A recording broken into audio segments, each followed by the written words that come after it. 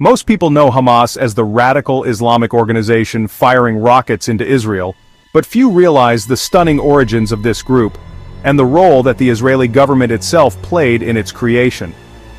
Back in the 1970s, Israeli authorities first observed Islamist groups in Gaza that would eventually evolve into Hamas.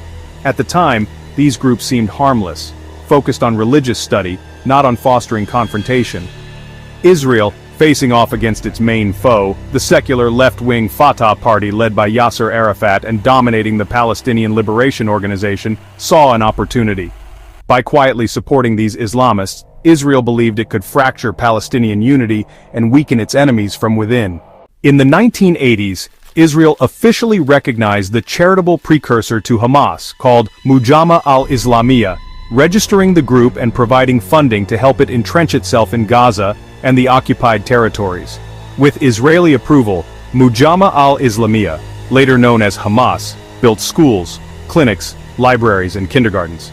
They even launched the Islamic University of Gaza. When skirmishes broke out between Islamist and secular factions, Israel often stood aside, allowing the divide to deepen.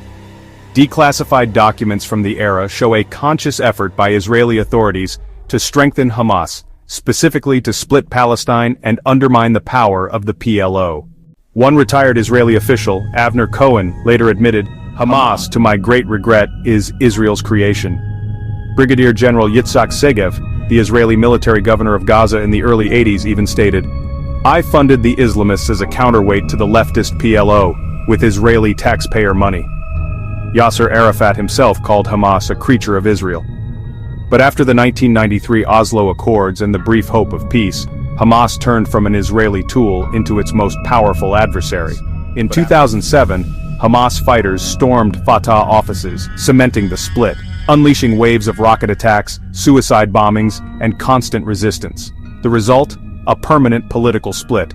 Today, Hamas tightly controls the Gaza Strip, while the Israeli army announced a few days back that there will be a total blockade on all Palestinian cities in the West Bank until further notice.